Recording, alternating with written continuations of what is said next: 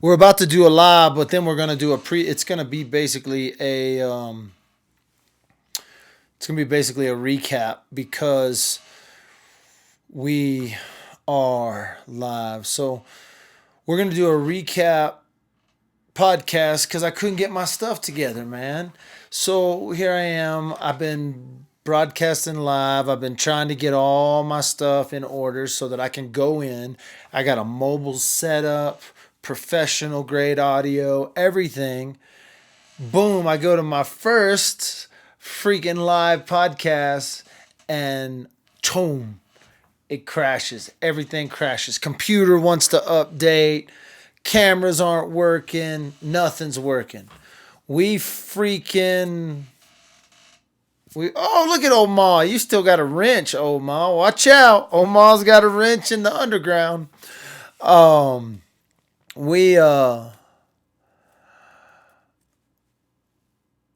we have been all set up. Don't get mad, Omar. Don't get mad. Don't get mad. Oh,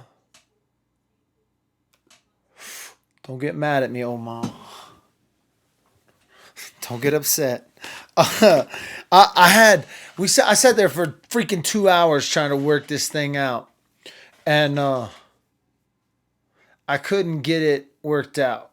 But nonetheless, we got the podcast done anyway, and so I'm just gonna air it straight here to the underground YouTube channel, and you can enjoy it. I'm going to enjoy it with you. I'm actually going to watch it. It's about an hour long.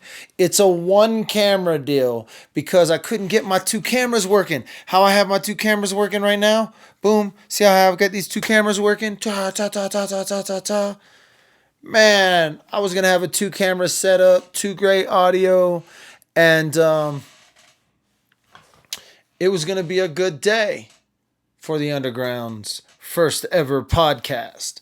But for some dang reason, freaking it wasn't a good day.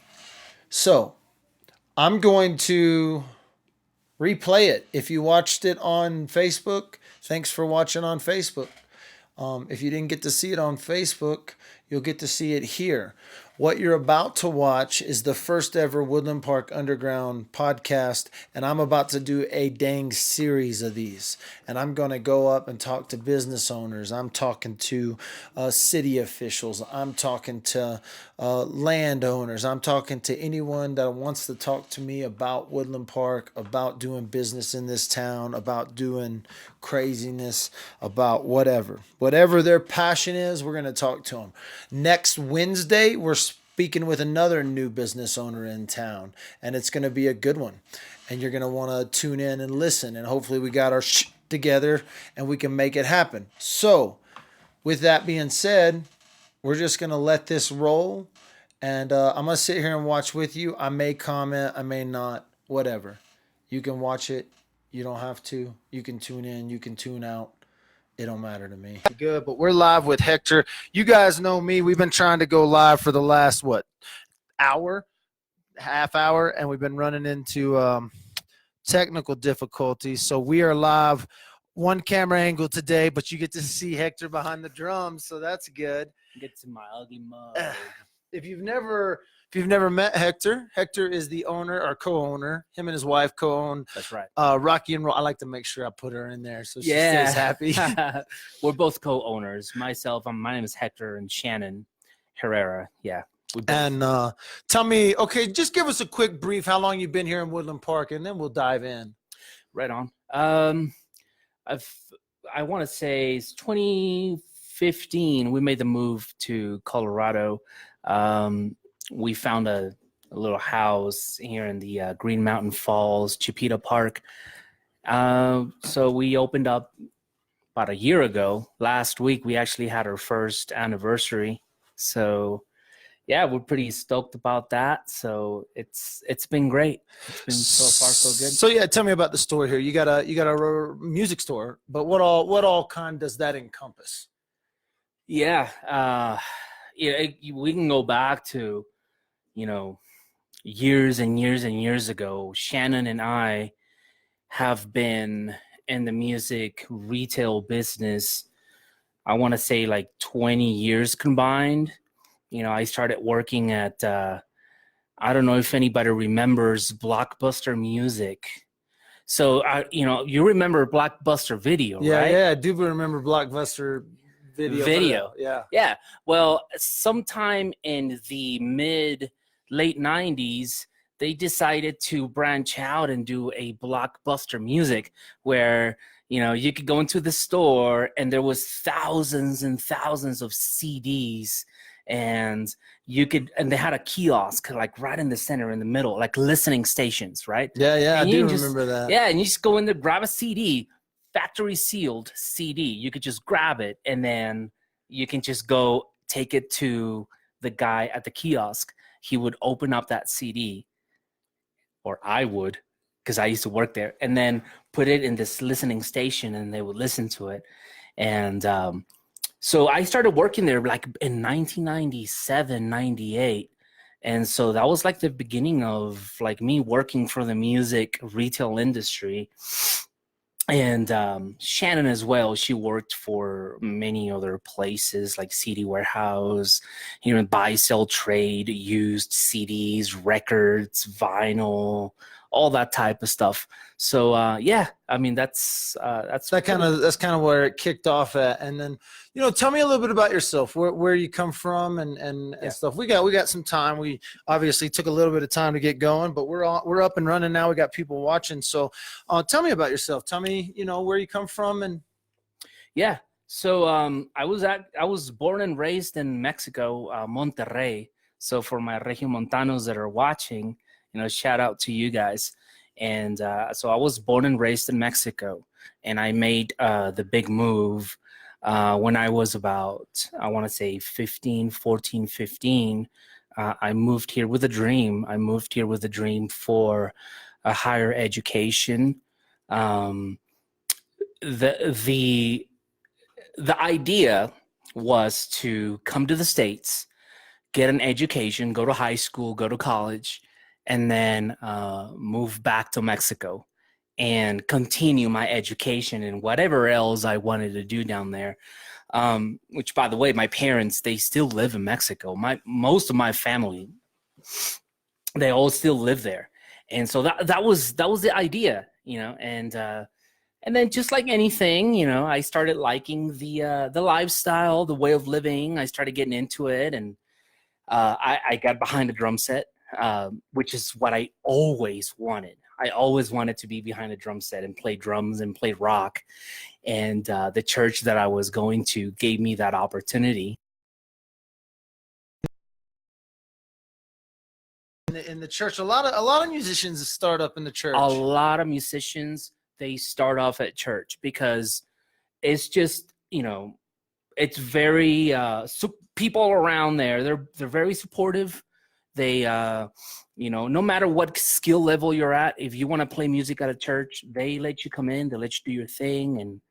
And so that's how it started.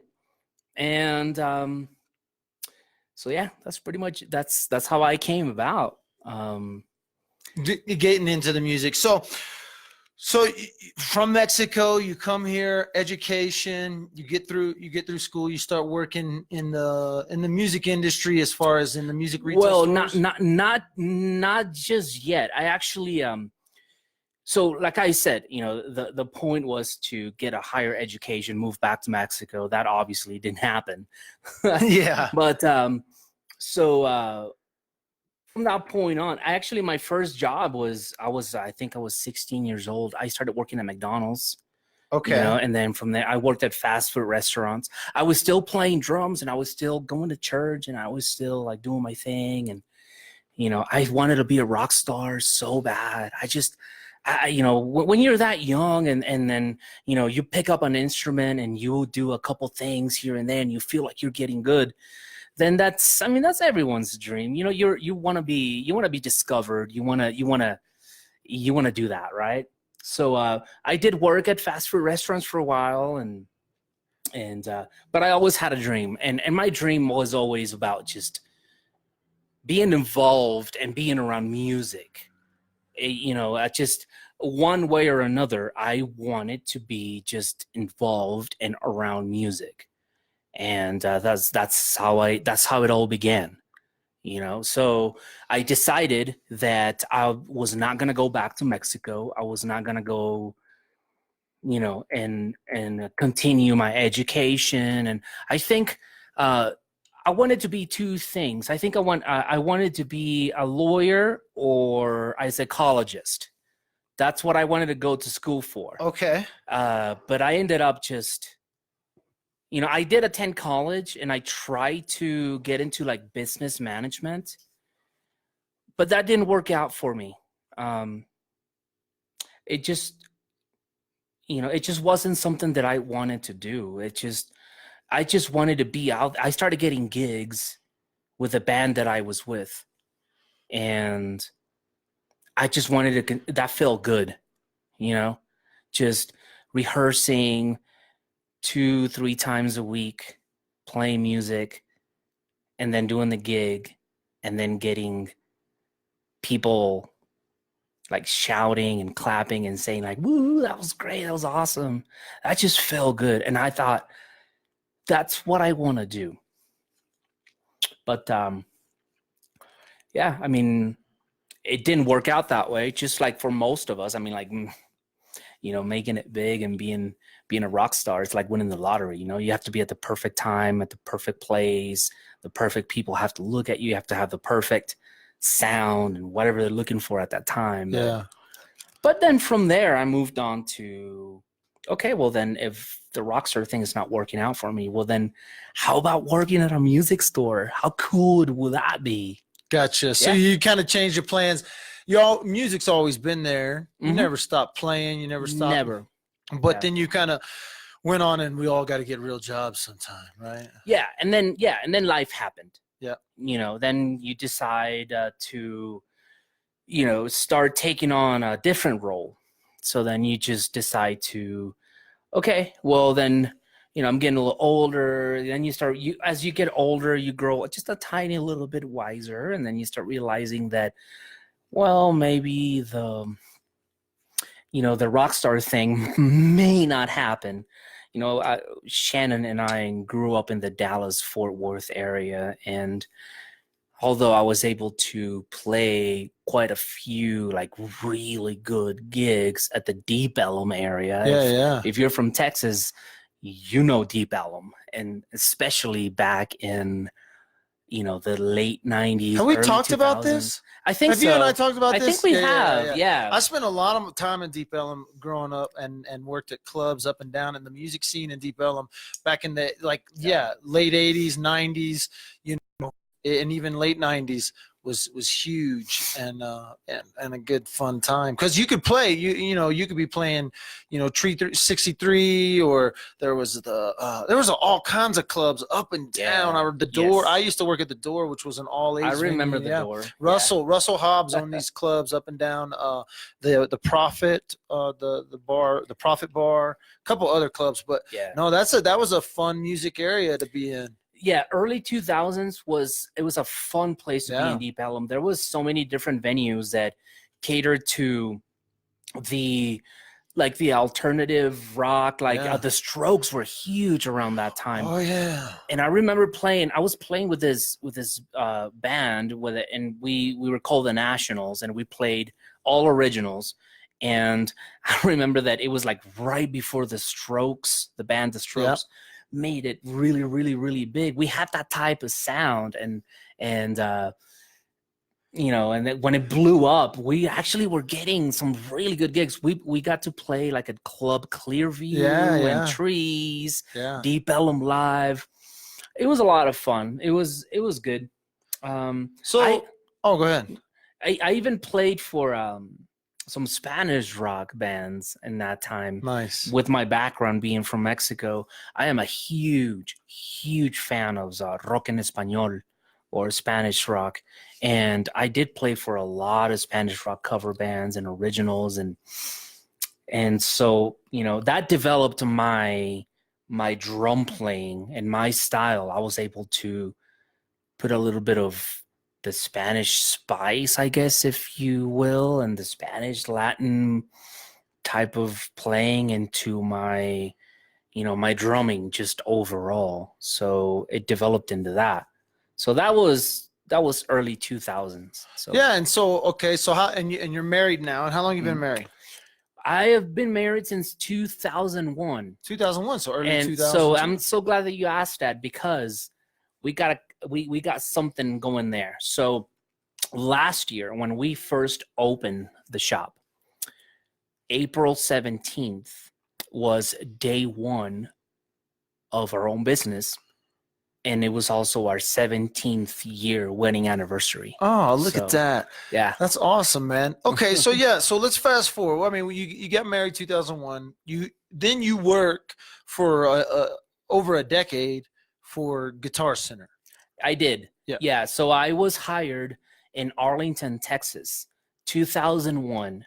And I do want to give a shout out to my mentor, one of my biggest mentors, and I will forever be grateful to him. His name is Bruce Drummond. He saw the potential and the talent in me. At that point, I was just a young guy. I was 22, 23.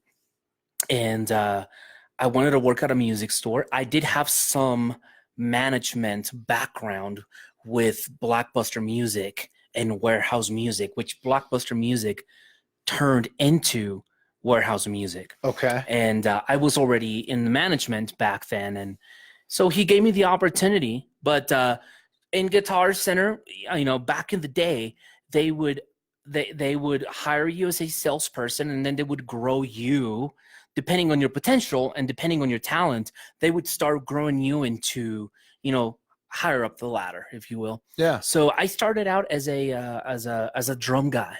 I was just behind the counter in drums. And so I was already a drummer, so that, and just imagine like being a passionate drummer, wanting to just like learn everything about drums, and then you get hired to work with drums and talk about drums. And it was just, for me, it was just like, I couldn't even believe it when I got the job. I was just stoked. I bet. Yeah, it's like a candy. I mean, it's like putting you in a candy store as a drummer. Exactly. It's the largest music store out there. You got access to all the best, newest stuff that's coming out, all the big lines. Plus, it's the go-to store, and it was in the heyday. Absolutely. Like, that's the heyday of retail. Absolutely. It was just Guitar Center. Back then, if you think about 2001, 2002, which is when I started working for them, there was no internet. I mean, there was internet, but it wasn't what it is now.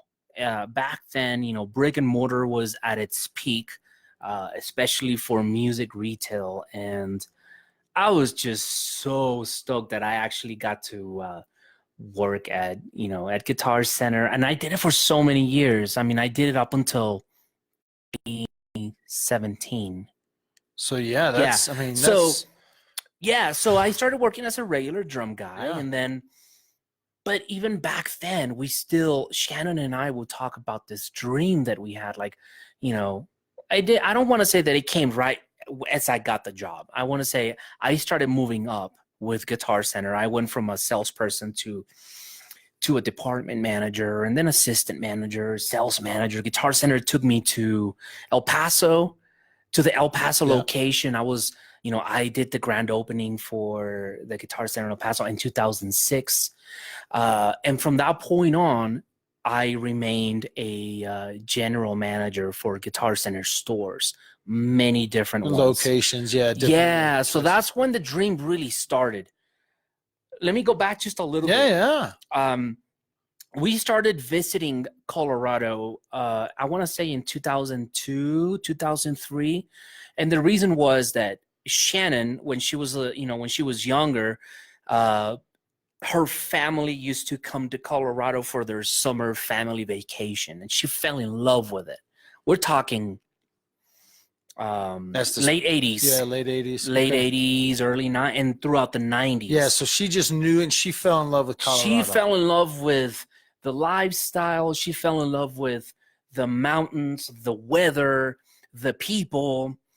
And so we get married, right? And then I also grew up in the mountains, by the way. I grew up in the mountains of Monterrey, Mexico.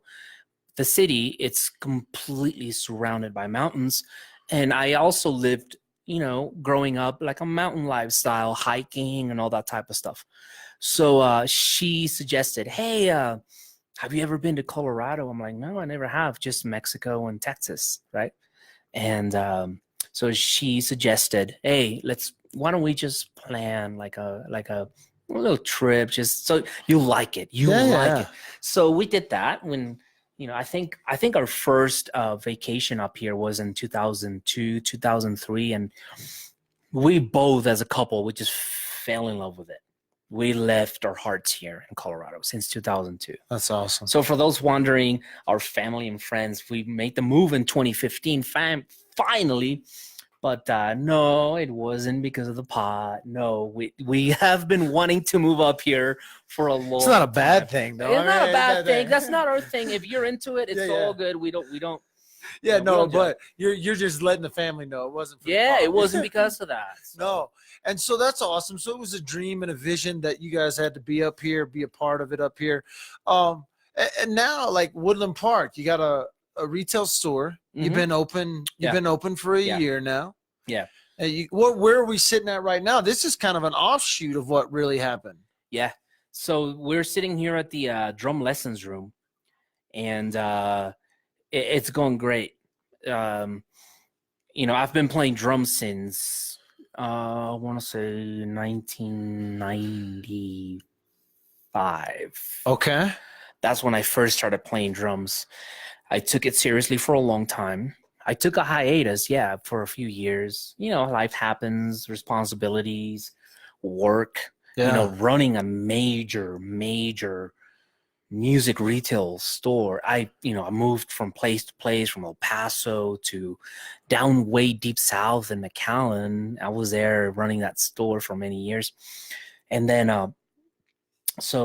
I ran the Denver store, the Denver Guitar, which is like their flagship store in Colorado. I did that for quite some time. And then but the dream the dream was to one day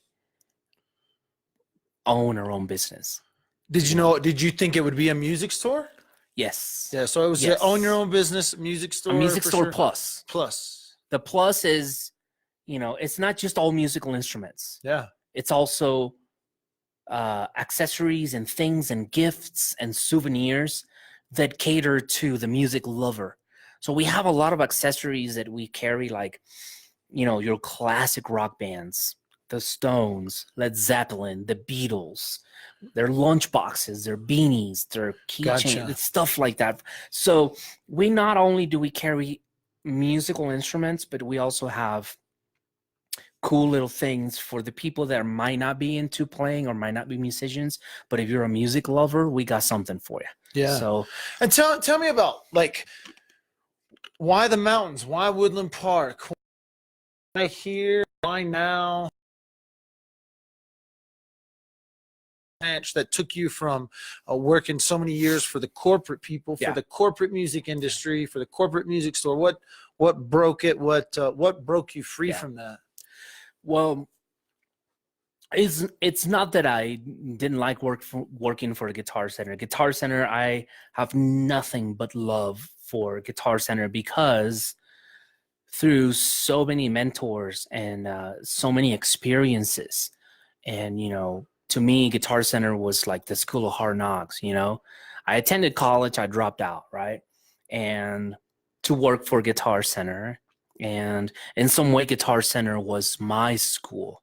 I learned many different aspects of the business, how to run a business, what's good, what's bad, what's good marketing, what's bad marketing, what to do, what not to say, stuff like that.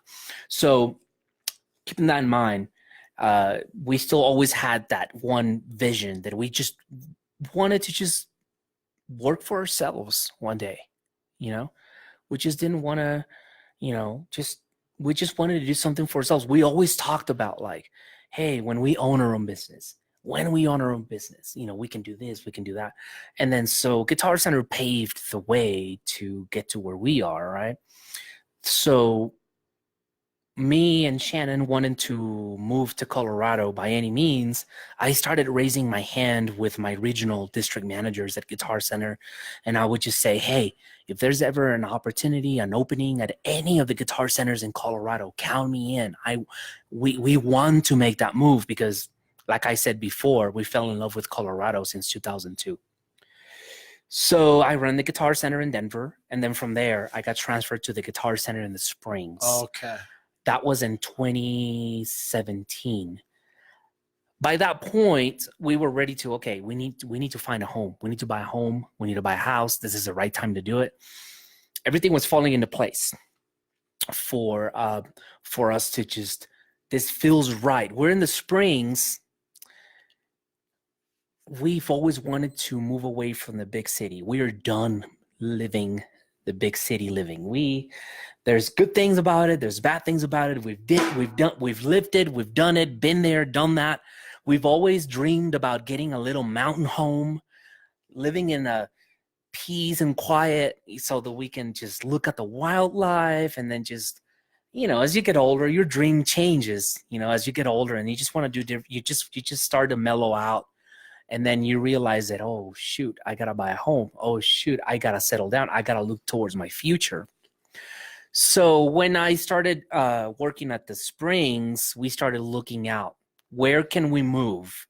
Where are the mountain towns? Where can we set roots?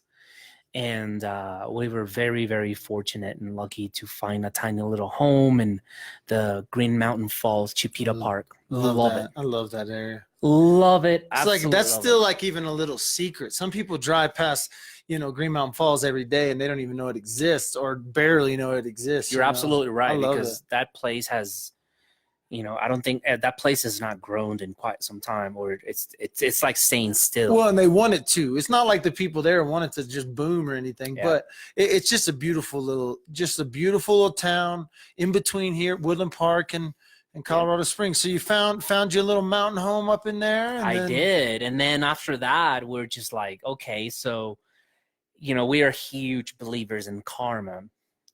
We're not very religious people, but we believe in karma. We believe that if you do right, then good things will happen to you, right? So everything just started falling into place. We moved out from Denver to the Springs, and then from the Springs we were in a financially stable position to start looking to buy a home. We found this beautiful home. We bought it. And then just by getting to know the towns around that area, we fell into Woodland Park. And just driving up and down, you just getting to know the area, yada, yada, yada. We see this spot that says for rent. Yeah. So I saw it first, and then I went and told Shannon, hey, there's this tiny little spot right on the main street that says that's open for rent. So we did a research, just like anybody would. You go online, you start to know. We just went for it. We called the landlord. We inquired about it. We said, if rent is about this much, we might be able to do it.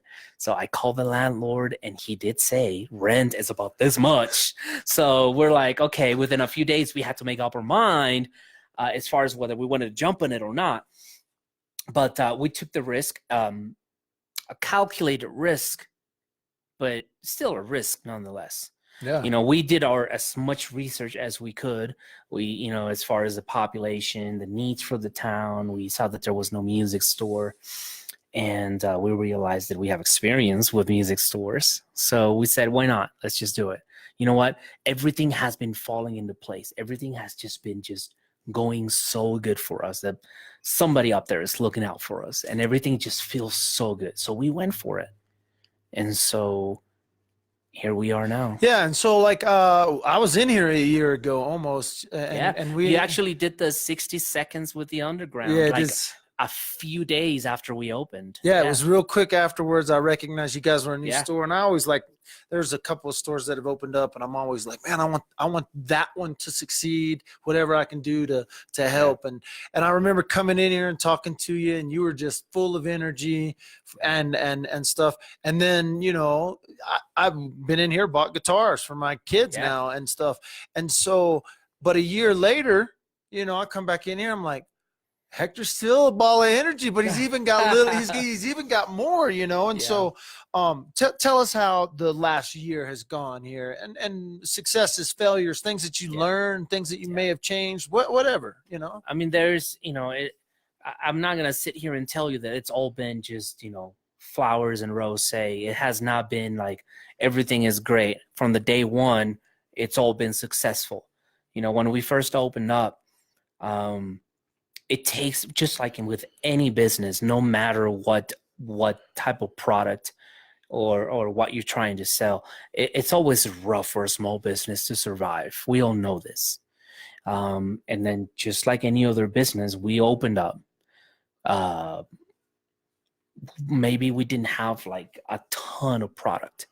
And there was times in the very beginning in the first days of our business where, we wondered, like, how is this going to go? Because there would be days, it takes a long time to get your word out, to build equity. And not only that, but to start getting the word of mouth about how you are, your reputation, like what the concept of the business. What kind of people are they? Are they legit? Are they shady? Are they friendly? What kind of business is this? So, some people will give you the chance and they come and check it out, but there's a lot of people, they just kind of like, well, I don't know what kind of business they are. They have the rock and roll music sign, black and white. It looks kind of like, I don't know. We still have customers that still come in to date that live in Woodland Park that tell us, this is my first time coming in here. I've been wanting to come in here for a long time. I just want to see what you guys are about. Keeping that in mind, there was times in the very beginning where we're just wondering, is this going to pick up? Yeah. Is it going to get better? And then you'd have an awesome day. Yeah, then you have a good day. And then you'd outsell a few guitars and amps and a bunch of other stuff. And then Shannon and I would look at each other, high five, and be like, okay, I think there's hope after all. But so it's been like, in the beginning was like that, but then, we're just so, I guess, grateful, appreciative, and blessed that from that point on, from the first few months when it's kind of shaky, it has been getting better and better and better. And, it's been a year. You cannot call it success after being open for a year. It takes a little bit more than that, because all the inventory and all the product that we carry, we paid for with our own pocket, and we're hoping to sell it, right? So, yeah, it's been a great experience. Great. It feels, by now that we've been open a year, and it feels like we're going somewhere. It's feeling good. Like the support from Woodland Park, not just from Woodland Park, from all others, towns, like, and forgive me if I miss a town, but Florissant, Divide, Guffey, Victor, Hartselle, Alma, Cripple Creek. There are so many towns and so many musicians out there that come into our store and they say, I'm so glad you guys are here. I'm so happy that your store looks awesome, blah, blah, blah. Yeah. And they buy their strings and their cables and stands and tuners or an extra guitar or the drum set.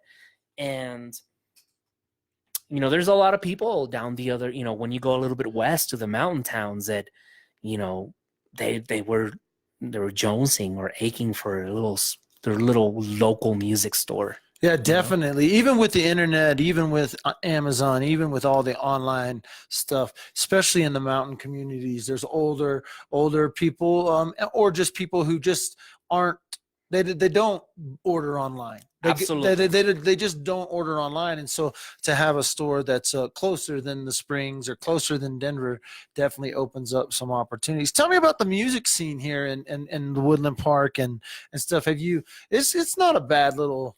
It's not at all, man. The music scene here, not just in Woodland Park, but yeah. all the other smaller towns that I mentioned, and I'm sorry if I missed to mention, one of the smaller, one of the towns to the mountain towns, but you'd be surprised. There's a lot of musicians out there, and the music scene, it's pretty neat. It's pretty awesome. There's a big mix of just, a little bit of rock, a little bit of folk, bluegrass, country. You mix it all up, classic rock. It's pretty good. As a matter of fact, I have been getting involved a little bit more in the past few months. Now that the business is surely taken off, so now I'm actually being able to focus just a little bit more into the music scene, and I'm actually playing here and there with a few local musicians. I've been playing at the Woodland Country Lodge Hotel, Oh, the little nice. pub Yeah, that they yeah. have. So I'm playing with he's a solo performer, singer, songwriter. He plays guitar and harmonica. His name is Six String Dave, Oh, for yeah. the ones who don't know him. So I'm playing with him, and I'm also going to be playing with another up-and-comer piano player. He's phenomenal at piano, and he also plays the harmonica. He has like his harmonica holder, and he's also playing at the lodge, and I'm going to be helping him up with my drums and percussion and all that. His name is Dalton Lefevre. Okay. Dalton. Yeah, Dalton. So Yeah. this Thursday, I'm gonna plug in that commercial. If if you're not doing anything this Thursday at the Country Lodge, 6 to 9, Dalton Lefevre on piano and singing classic rock like Billy Joel, Pink Floyd, stuff like that. And I'm gonna be playing drums with him for a little bit. So anyway, so that's fun. You're getting back into being able to play a little bit. Yeah. Business is stable and growing. It's stabilizing and growing. Yes. And then tell me about this new thing here. We're sitting in the drum room, the drum rehearsal room, the drum lesson room. You got the store up front with your retail stuff, but then this is something new that I even just learned about the other day when I came in here. I've known about it because I've seen you promoting it, but I didn't know you had a space for it. Tell me about what this is and what's going on with this. Well, this is not something that we were actually planning on doing at all. Even though I've been playing drums for over 20 something years, it's not something that I was planning on doing. It all started with once we opened the retail side, we started getting customers walking in inquiring about drum lessons. Do you know anybody that does drum lessons in the area, and do you guys give lessons here? So just like any businessman, I started taking names and numbers. Absolutely. Right? I don't know, but let me take your name and number, and if I find anybody, or if a drum instructor walks into the store, then I can start connecting them, right? So after about the fourth inquiry, I started just kind of, Shannon and I started just kind of throwing ideas, and it's what if big? It's big. So we don't, like we can cut it in half. What if we started, and I own about 5 drum sets myself all these are my personal drum sets. So I thought, so I got 4 potential students. What if I get 2 of my drum sets, clean half of the warehouse, make it look nice. I call them back, and then I tell them, hey, I've been playing drums for 20 something years. I got a couple drum sets. If you're willing to, I can teach you a couple things. I can share some of the stuff that I know. I can share it with you. And so that's how it started last November. Okay. That's when we started with the lessons program, and it went from 4 students to 6 to 8, 10, 15. Now we're signing up students just about maybe once or twice a week. We're signing up students. Gosh. We're a little bit over 20 students now. And that is just, it's an amazing feeling to be able to, all the, the little that I know, the knowledge that I've acquired over the years, to be able to share it and to see these kids coming in here, playing drums, showing up a thing or two, and then just seeing them just getting into it, getting stoked. And we don't have any type of like, hey, you have to buy these many lessons a month, or we're going to take your credit card and we charge you monthly, whether you come in or not. We don't do anything like that. No commitment. It's just you pay the day of the lesson. And my work is what guarantees you to come back and keep on playing with us. And so we have been very blessed to have a lot of students that are continue to not just continue to take lessons with us, but they continue to sign up, and it's just getting bigger and bigger. Now it's such a big part of our business now. It's become like a huge part of it. And we're just stoked. And you love it. You love it. Come on, you get to play drums. I absolutely love it, man. I mean, like, really, is like you get all these kids that are like in the beginner intermediate stages. You get to share your knowledge, you get to play drums with them, and then on top of that you get paid for it. I mean, come on. It's almost like you're a little rock star in your own little rehearsal room, right? I mean, this is you might not be playing the major stage, but you at least have an audience of one, and they're learning from you. Yeah, I guess you could say that it, the reward or the feel good, it comes from finishing out the lesson and them just having a big smile. And I always like to high five them and telling them like, hey, this was awesome. This felt great. You're doing better. You're doing good. You got to work on this. You got to work on that. And then them walking out of the lesson and say, sign me up for another one. Nice. I guess that's just where it just, it is about the money, but it's not really like to me like, oh, we need the money to get the business going in so I can pay the bills and so that we can get this going. So it is a tiny bit about the money, but the reward that comes from my students and like how happy they get after they get that lesson. And because I try and make it fun, I try to give them the exercise, and everything has to be accounted for and every stroke and every beat that you make. But I make the beats and the exercises to where like they actually match a classic rock song, like Another One Bites the Dust by Queen or something. Yeah. And then once it's like the Karate Kid wax on, wax off, like where like he doesn't know why he's doing it. But then like, okay, so I'm going to show you why we have been working on this exercise.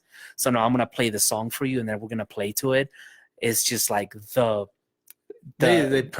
the icing. Yeah, it's the icing on the cake. Yeah. And so tell me about that. Tell me about how that has that changed your idea for the future of rock and roll music, or is it just a continuance of the dream? It wasn't part of the dream, but it just became it. So we're still just kind of soaking it in. Yeah. And we'll just take it where it may go. So here's the deal. Is it only kids, or do you have any adults that are doing stuff? I got students of all ages. I got students from, I want to say 8, 9 years old, all the way up. I have a couple students that are, and they just decided that they wanted to take up drum lessons because they always wanted to. And they never really had the time or the means or the drum set.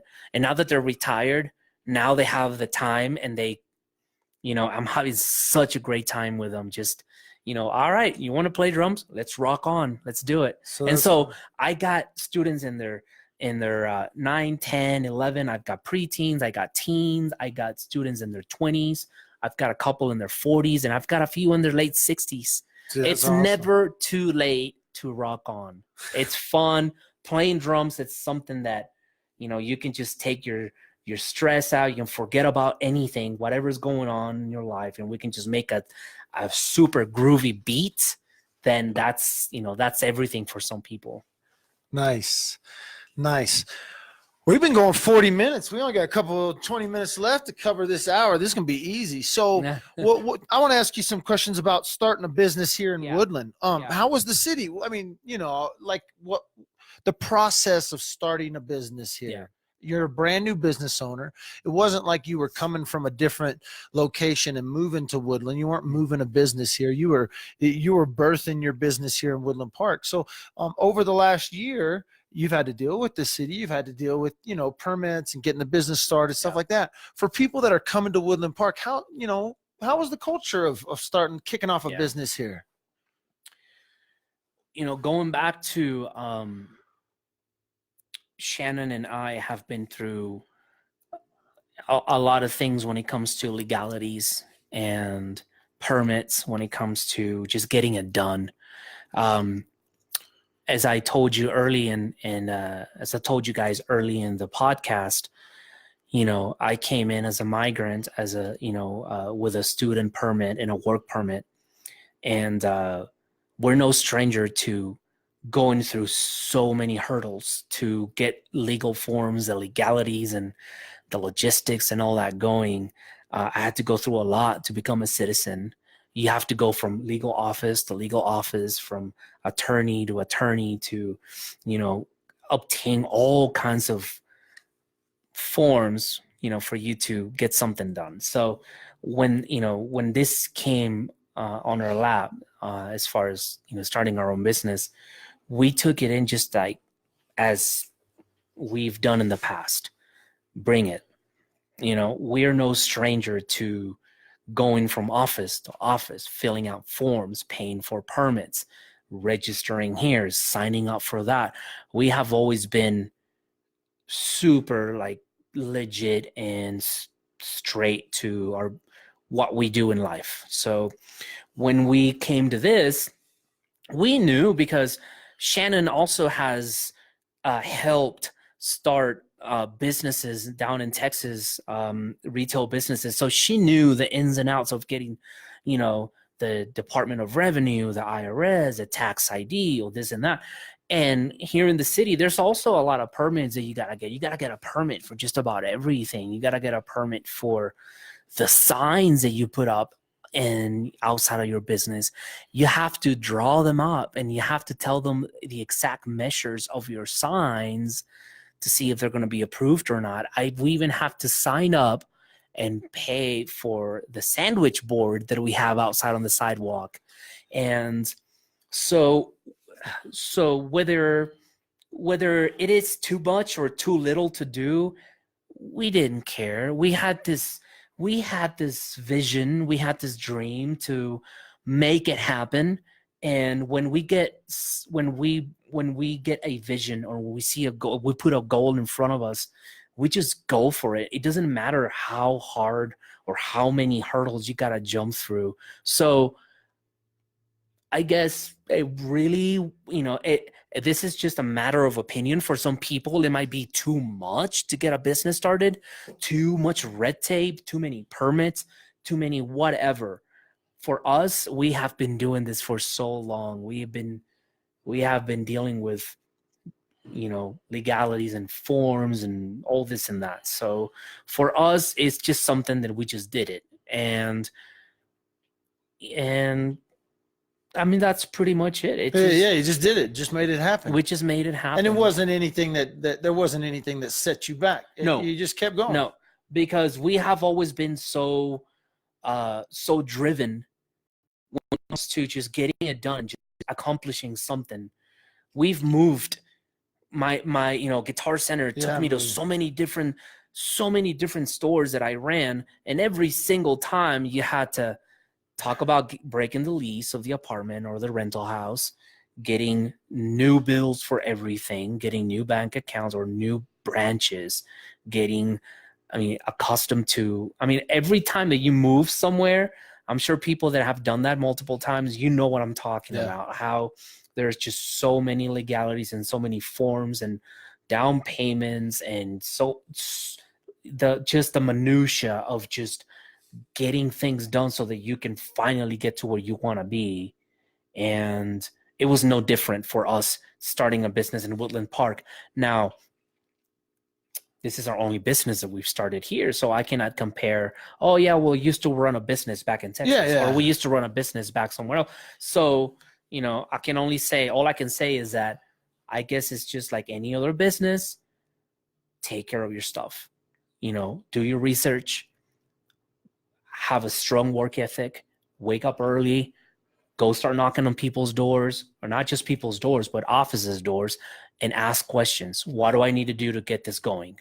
What do I need to do to get a sign up? What do I got to do to get the product in the store? Gotcha. Stuff like that. So yeah, and then let's talk about the product and the things. I mean, you got some lines, different lines that you carry.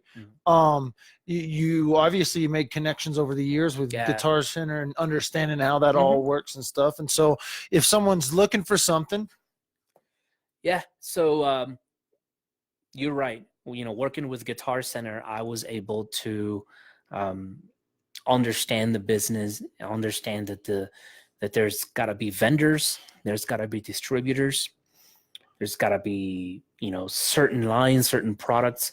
There are certain lines and products that I cannot legally carry. Like, I don't know if I can say brands or not. Oh, I don't care. Okay, so it's Facebook. Who cares? Yeah, right? So there are certain brands that as a small business, you just cannot afford to carry. Like, if you want to carry Fender or Gibson or Martin, the big brands, you have to, if you want to become a authorized dealer, you have to buy in big. You have to spend thousands of dollars, sometimes hundreds a year, to be able to carry that, which might not be something that our clientele might be like really into carrying, like, or buying a $2,000 guitar off the wall, stuff like that. But we do have some very well-known brands that that the musician out there will know and learn to love, and we carry. And so, I mean, working with Guitar Center, I was able to acquire a little bit of like fun stuff, and I got to learn what people like, what people usually go for, what's the biggest seller, what sells good, what doesn't. So that helped. That's fun. And then you guys have gotten involved in the community too, working with students in the schools and making sure that everything's, so that's fun. What else? Anything else you want to, I mean, we got a little bit of time, but I just, I'm thinking, what's the future? Where are you guys headed? What's happened? What's going next for Rocky and Roll? Yeah, we've got this new thing that we are going to start promoting, and it's called Rocky and Roll Music Jams. And so basically what we're doing, we have, by just opening our doors to the music scene and the musicians and the community, we have been able to get to know a lot of local musicians that are currently performing, whether it is at Cristola or at the Ute Inn or Country Lodge or Thunderbird. There's something happening, right? Yeah. And so what we're wanting to do is we want to, as your local music store, we want to showcase the local talent that we got here. So in this very room, what we're going to start doing is, like, I'm going to start clearing it out, and then I'm going to make like a little backdrop, and then just have your local performer, and I'm going to record them. I'm going to record them doing one or two songs, one of their stuff. I want to doing their thing, and then I want to put them on our Facebook page so that we can show Taylor County and all these other towns that there is talent here, that there's something happening. I've already have about 5 bands or performers that we have in line that we are going to, showcase, and just to let them know, hey, we got something going on here. Oh, I could just see I may be involved in one or two of them where they're asking me kindly to put some percussion and drums into it. Yeah. But so that's coming up.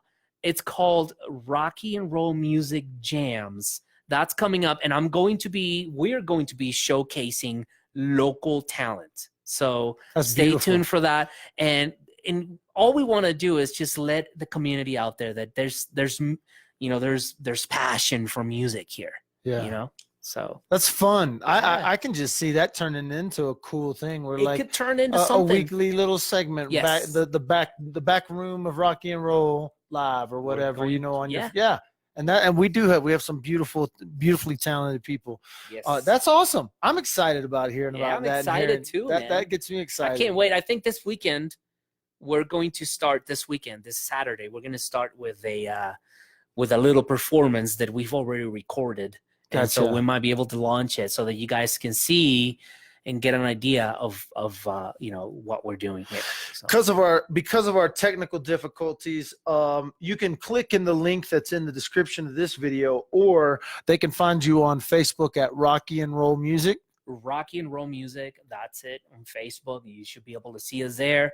I'm going to be posting, what's happening as far as the gigs from the performers that we're going to be featuring, what's going on with the local music scene, and also, some of the stuff that we have to offer to you guys as far as like musical needs. Yeah. So if you're a musician, and that's something I haven't even touched about, is like the town is filling up with church musicians because of the Christian college, and we have a massive growth of churches in the area. So if you didn't know about Rocky and Roll Music, you need to come over here and visit Hector. And just because I don't want to go without putting my face on this thing,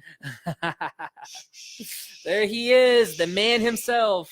So you guys have been listening to me for a while. We had an all-dayer. We doing some stuff at the house. He got up here with the setup. We had it all worked out, and then it just didn't work. It was like this wasn't supposed to happen. It's the Murphy's Law, man. Murphy's Law, man. So what can go wrong will. It has, yeah. But they don't understand like how much high tech goes into doing this. It's not just get a camera, point and shoot. There's a lot of high tech involved into this. Yeah. So thanks for joining today. And although and Hector, we were talking about this before, he was actually the first ever 60 seconds with the Underground I did. And we're a little bit off 60 minutes, but I ain't gonna lie, it's been a good one. I'm glad that we got through this first one, and I know that I'll be back in here for sure later in the year just to hear about more of what's going on.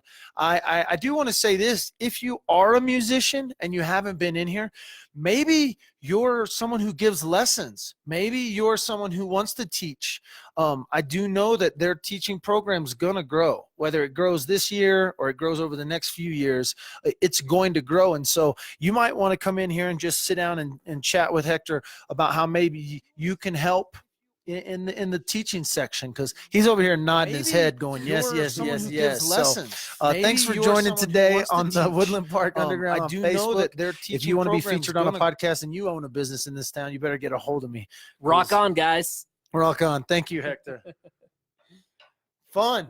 That was good? Good. Thanks, very dude. good. Thanks, man.